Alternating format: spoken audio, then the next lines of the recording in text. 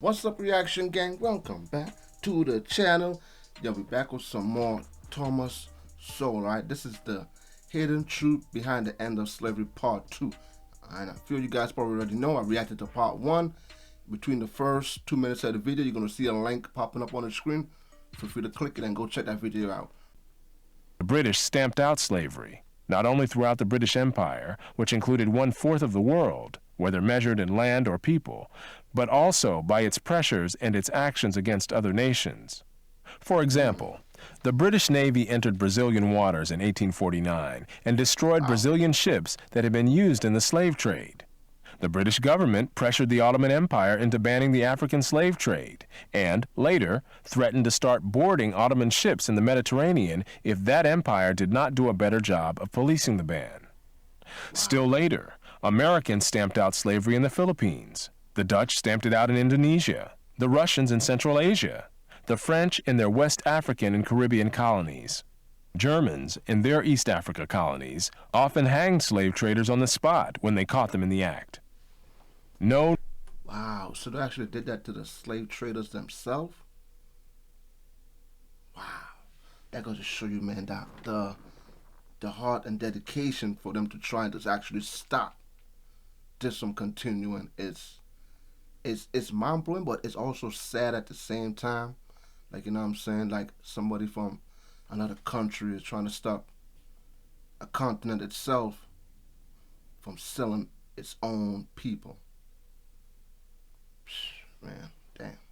No non-Western nation or civilization shared this animosity towards slavery that began to develop in the Western world in the late 18th century, reached its peak in the 19th century, and continued to fuel the anti-slavery efforts that were still necessary in much of Africa and the Middle East on into the first half of the 20th century. This worldwide struggle went on for more than a century because the non-Western world in general resisted and evaded all efforts to get them to root out this institution that was an integral part of their economies and societies. When the British ambassador to the Ottoman Empire first raised the issue of abolishing slavery with the Sultan in 1840, he reported this response: "I have been heard with extreme astonishment, accompanied with a smile at a proposition for destroying an institution closely interwoven with the frame of society in this country, and intimately connected with the law and with the habits and even the religion of all classes, from the Sultan himself on down to the lowest peasant." Similarly, the Maoris of New Zealand responded to comments on their enslavement of some fellow Polynesians on other islands by saying, "We took possession in accordance with our customs, and we caught all the people." I've seen a few people that messaged me and asking me how come we didn't learn this in school. Honestly, I have no idea. We was not been teach this in school at all. The only thing I known of was roots and, slave, but the in-depths of slavery itself, how it started, who tried to abolish it, and all of those stuff, I had no idea. They never taught us that. No, I don't know why. I don't know. So I'm confused as to why. Well, we all know why the party really did do it, but some schools, from what I heard, did teach it. So I don't know why some schools did and some schools didn't. And as you're reading on the picture, it says, "United we stand, divided we fall." United is strength, and they know that. That's why they still, up to this day, they still pushing this race war. I don't know why. Well, we know why, but deep down it's like, why don't want us to unify and have that strength and power? Because I guess together, unified, that's going to be a problem for them. There's some things that they won't be able to do that they are currently doing right now. You see with the schools and these young kids, man. Not one escaped. Some ran away from us. These we killed, and others we killed. But what of that?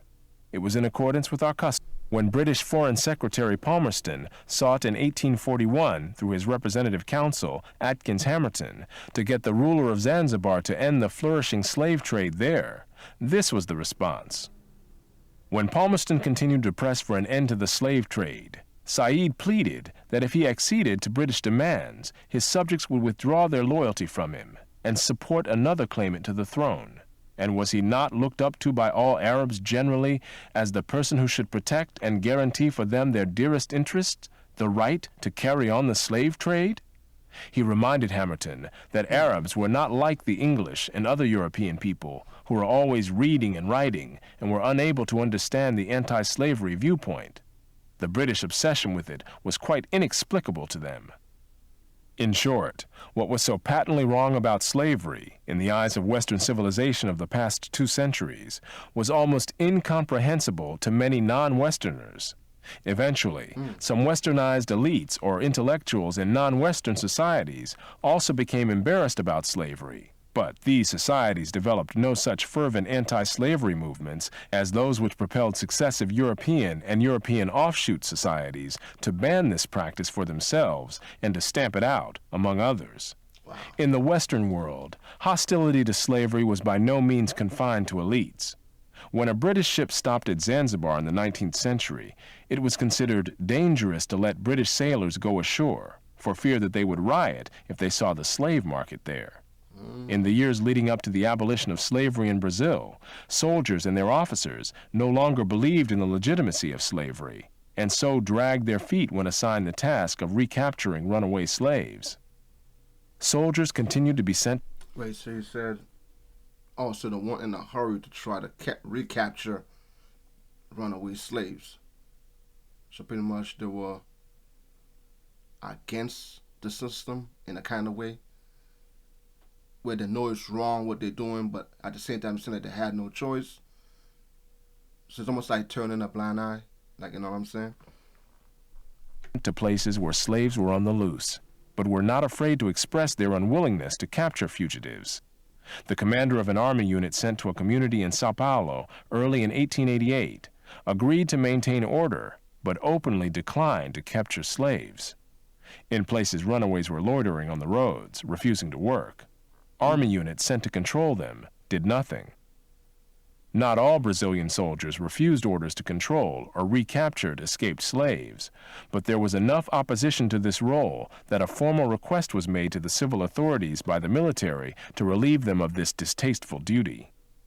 With public opinion increasingly hostile to the continuation of slavery, and many Brazilians keenly aware of and painfully embarrassed by the fact that their country was the last one in the Western world to still have slavery, the plantation owners were increasingly isolated, and some began freeing their slaves themselves in anticipation of official emancipation, and in some cases in hopes of retaining these workers as employees.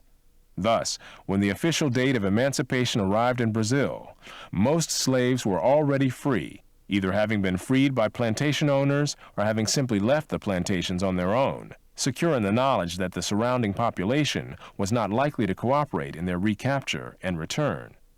Still, when the official day of emancipation arrived, it was a cause of national celebration. The novelist Machado de Assis recalled that the celebrations following the passage of the Golden Law were the only instance of popular delirium that I can remember ever having seen. One Sao Paulo newspaper described the crowds that gathered to celebrate. To try to describe the splendor of that festival of joy, to tell everything that happened, falls beyond our abilities. Never has this capital seen such multitudinous and unanimous enthusiasm. Perhaps at no other period of history was the contrast between the Western and the non-Western world greater.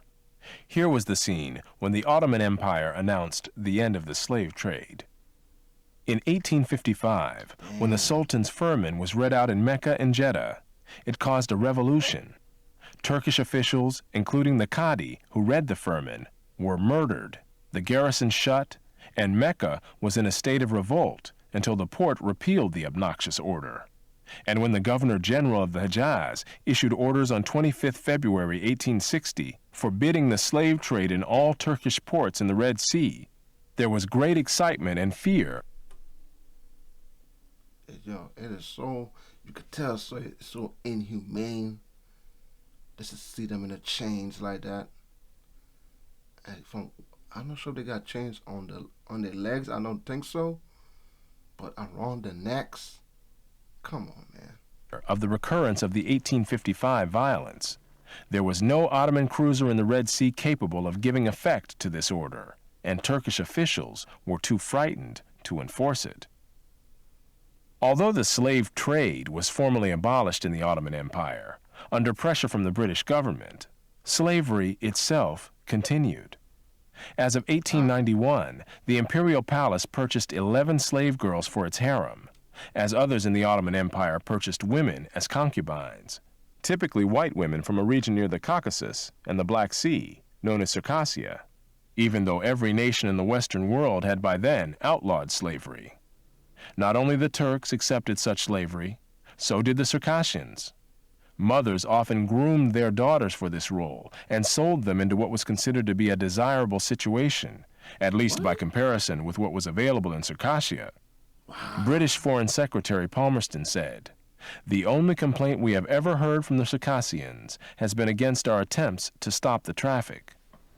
Contrary to the myths to live by, created by Alex Haley and others, Africans were by no means the innocents portrayed in Roots, baffled as to why white men were coming in and taking their people away in chains.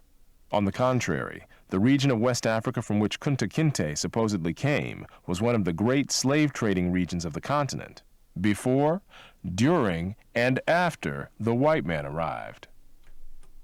It was Africans who enslaved their fellow Africans, selling some of these slaves to Europeans or to Arabs and keeping others for themselves.